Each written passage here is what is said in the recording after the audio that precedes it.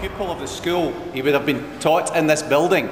But also in 1920, he actually addressed the Dumfries public in this building when he received the freedom of Dumfries. And if you get a chance to look at the cabinet on the right-hand side, you'll see a picture of J M Barrie, and he's standing round about there. So if you actually want to be in his footsteps, that's the best place to be at some point this evening. Also, if you look very closely at the cabinet, you'll notice a bit of wood which I'm told is J M Barrie's initials, scrawled on an old desk that was extracted. Now, the history teachers guarantee me the provenance of this, so I have no reason to doubt it. Another aspect of the building that J M Barrie will probably remember is in the board up on the left-hand side under the list of Armstrong bursars. There's a J M Barrie who was second in 1878, which is the J M Barrie that we're discussing here today. So if he did walk in here just now, I'm sure he would recognise the building, he would feel an empathy with the building, and the only thing which I'm sure would have wowed Peter Pan is the magic behind you just now. Welcome, and I'm looking forward to an interesting... Thank you. Over, I think, the last 3 months in being involved with the setting up of the Trust and looking at the issues. We warmly welcome James Simpson, who has come from Edinburgh post-haste this afternoon, and he will talk to us later on about the building. Roger Windsor, who I'm sure needs little introduction to you all, someone who has been on the lookout for the welfare of Moat Brae for the past, I would say, 2-3 years. And finally, at the end, John Lawson, who is our legal advisor and partner in Primrose and Gordon. So can I just say right away how very pleased I am to see such a good turnout for this meeting, because I believe the issue we're going to discuss is of immense importance to the reputation of the town. We're here tonight to look at the future, of course, of the Moat Brae. James Simpson of the architect Simpson and Brown, who I have to say have a very distinguished track record in tackling projects of this kind, will tell us in some detail about his opinions on the building. We will then ask Cathy Agnew to outline a possible way ahead. Conservation engineers, a lot of different people have come, looked at the building, and have advised us that the building could be saved, was not imminently Moat Brae Trust, that this project is doable. And this project, I first heard about 2 months ago, something like that, when the first circulation came around. And I responded to it and promised to come down. It so happened that I came just 2 weeks ago today, when things were slightly fraught.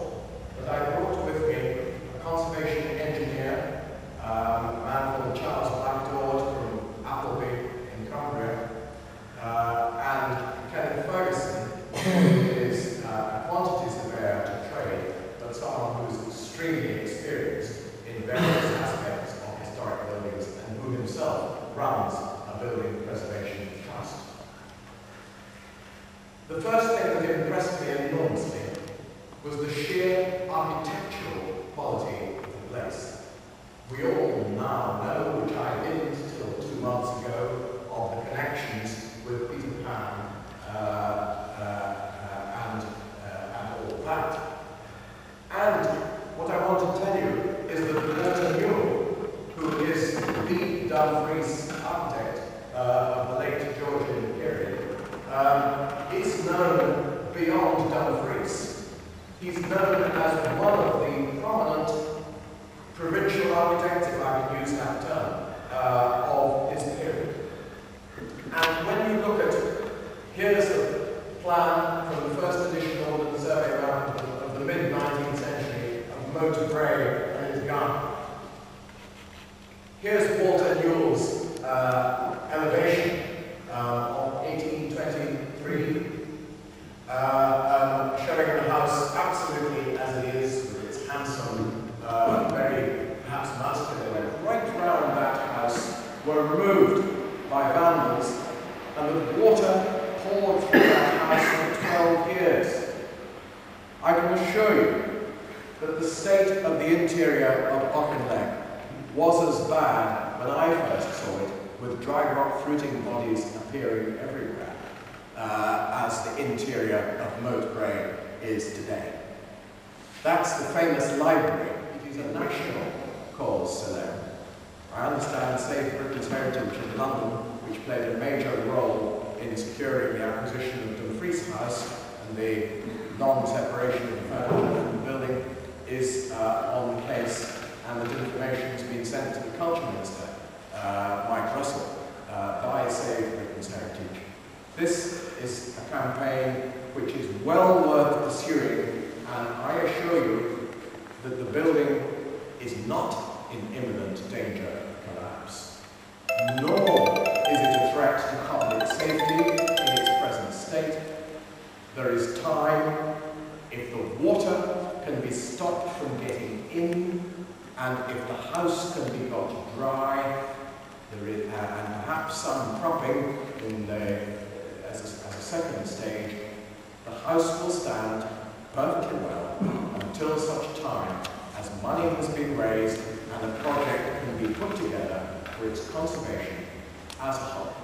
House in the round, interior, plasterwork, joinery, paths, gardens, walks down to the lake. It's a worthy dream, and I hope you will all keep dreaming it and make it real. We've now had the opportunity to hear the history of both the project and the house, and I'd like to spend the next few minutes on how the Peter Pan Moat Brae Trust sees the way forward. The most immediate task is to increase the number of members on the trust. It's currently not big enough, and it's not sufficiently robust for the very significant demands that lie ahead. So I very much hope that at the end of today's meeting, some of you will feel able to be able to put your name forward to come on board, so that office bearers within a group can then be elected. This is going to be a major development initiative and challenge for the whole of Dumfries and Galloway over the next few years, and it will involve several different partnerships and stakeholders. On completion, it is vital that the restored building and garden be used for the maximum benefit for the people of Dumfries, and that it play a crucial part in the town's regeneration initiative. It has got the potential to become a major national and international visitor attraction for the region, and indeed for the whole of southwest Scotland. However, the project does need to be embraced by the local community, and thereby hopefully engender a sense of increased civic pride. And it's also really, really important that there is total commitment and support from the local council in all its various It's really nice to see the HAPs and turning off water supplies and some clearing out and propping down during September. That sort of urgency. But you know, if it were October or November, I suspect it would be the end of the world. But it wants to be done in weeks rather than months.